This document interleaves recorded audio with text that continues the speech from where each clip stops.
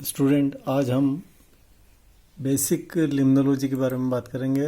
और क्या टर्मिनोलॉजी अगर आपको समझ में आ जाएगी तो लिम्नोलॉजी काफ़ी आसान हो जाएगी। इसके लिए आज हम बेसिक लिम्नोलॉजी के टर्मिनोलॉजी क्या है और first limnology study of biology, chemistry, physics of fresh water lakes and pond.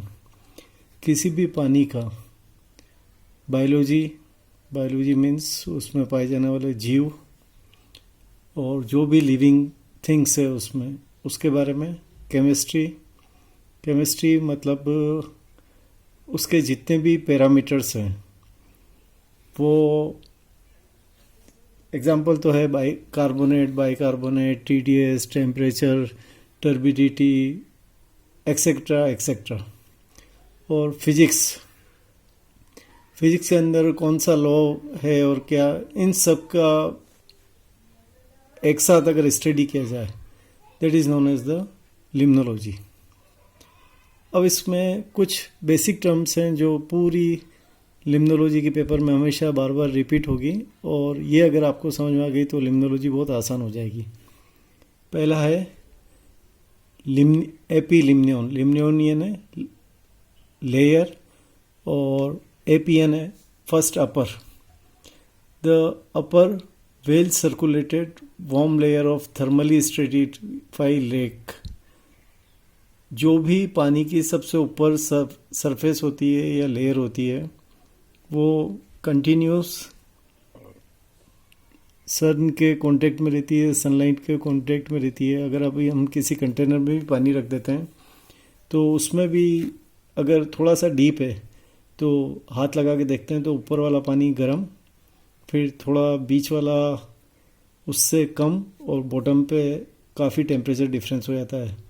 तो यही अगर वाटर कंटेनर बड़ा हो, जिसको कि लेक या पॉन्ड माना जाए, तो ऊपर वाला जो लेयर है वो वेल सर्कुलेटेड इसलिए कि हवा आती रहती है और उसके कारण का पानी का कंटिन्यूस सर्कुलेशन होता है। एंड वार्म इसलिए कि उसको कंटिन्यूस सनलाइट मिलती रहती है, इसलिए इसको ऐसी लेयर को एपीलिम्नियन लेयर कहते हैं।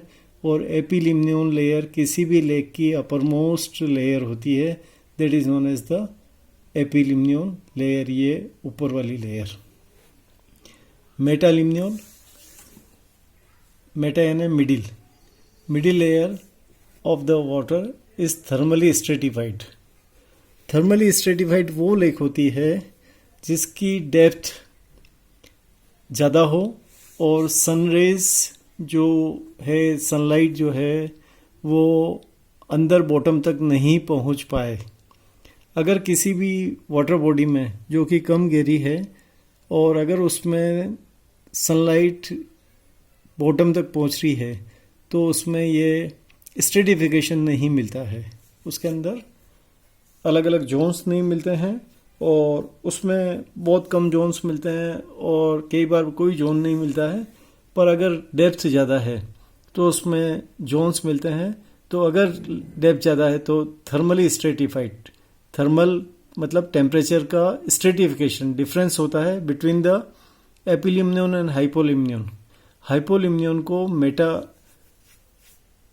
भी कहते हैं, और where the decrease in temperature with the depth is the greatest.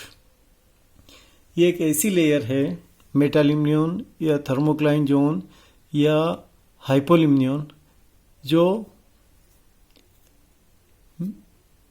यहाँ पर टेम्परेचर का जो डिफरेंस है या डिक्रीज है वो एकदम ज़्यादा होता है। और पहले हम लेयर की बात करेंगे, उसके बाद टेम्परेचर के बारे में बात करेंगे। Hypolimnion is the deep cold relatively undisturbed bottom. यहाँ पर ठंड होती है या ठंडा होता है पानी, और ये कम डिस्टर्ब्ड एरिया है। तो कम डिस्टर्ब एरिया वो एरिया जहाँ पर कि एयर का, हवा का कोई रोल नहीं हो और सनलाइट यहाँ पर पेनिट्रेट नहीं हो, तो ऐसे जोन को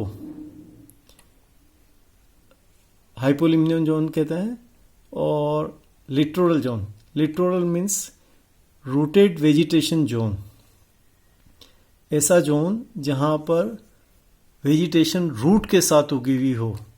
तो रूट के साथ कब हो सकती, ये देखो, ये वाली जो जोन है, या तालाब के किनारे या पौंड के किनारे हम देखते हैं खूब सारे पेड़ पौधे और सब लगे रहते हैं, और जैसे जैसे पानी के अंदर जाते हैं तो या तो तैरने वाली या फिर एक लिमिट तक केवल रूटेड वेजिटेशन जोन मिलता है, और फिर आगे जाकर अगर अंदर पानी के अंदर पूरा प्लांट पानी के अंदर रहेगा तो वो जीवित नहीं रह सकता है। इसलिए ये जो जोन है ये पानी के लेवल से कभी लेवल कम हो जाता है, कभी ज़्यादा हो जाता है, तो ये रूटेड वेजिटेशन जोन, जिसको कि लिटरल जोन कहते हैं, ये ज़्यादा और कम हो सकता है। Thermocline zone, it's the maximum temperature decrease with the depth is the thermal stratified lake. अब हम यहाँ पर बात करें तो ये एपिलिम्नियन जोन, न्यूट्रिएंट पुअर, ये मेटालिम्नियन जोन, और ये हाइपोलिम्नियन जोन। एक और जोन होता है अबाइसल जोन। अबाइसल जोन वो जोन है, या एफोटिक जोन भी कहते हैं उसको, आपने छोटी क्लासों में भी पढ़ा होगा, ए यानी विदाउट, फोटिक यानी लाइट। ऐसा जोन जहाँ पर लाइट पेनिट्रेट नहीं कर सकती है। उसके अंदर कई जो डीपेस्ट बहुत गहरी लेक्स हैं जिनकी गहराई 1-1 किलोमीटर, 2-2 किलोमीटर और कई 100 किलोमीटर है, वहाँ पर एफोटिक जोन पाया जाता है और अबाइसल जोन पाया जाता है, जो हमेशा डार्क होता है और वहाँ पर किसी भी तरह की कोई लाइट नहीं पाई जाती है। तो ये तो 3 जोन, और एक और जोन अगर लेक बहुत गहरी है, कई किलोमीटर गहरी है, तो that is known as the aphotic और अबाइसल जोन। या तो मैरीन में मिलता है, समुद्र में मिलता है, या ऐसी लेक जो thousands of kilometre, hundreds of kilometre गहरी हो। अब बात करते हैं थर्मोक्लाइन जोन की। ये जो थर्मोक्लाइन जोन है, ये जो सरफेस ऊपर वाटर के ऊपर सरफेस है, एक तरफ डेप्थ है और एक तरफ ये टेम्परेचर है।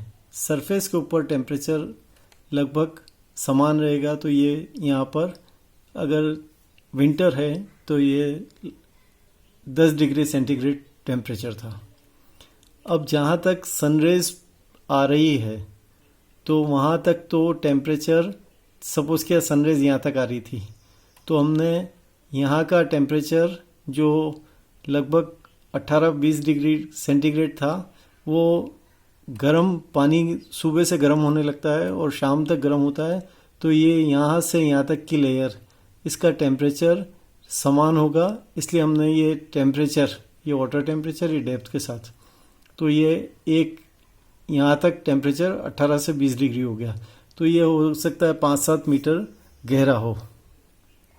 अब जैसे जैसे गहराई बढ़ेगी तो गहराई बढ़ने के साथ साथ टेम्परेचर कम होता जाएगा, तो ये टेम्परेचर कम होता गया। पहले टेम्परेचर एक सर्टन जोन तक 18-20 डिग्री था, फिर जैसे जैसे गहराई बढ़ी, ये मेटालिम्नियन जोन आ गया, गहराई बढ़ने के साथ में टेम्परेचर कम हो गया और फिर और गहराई बढ़ी, तो यहाँ पर कभी भी सनलाइट नहीं पहुँच सकी थी।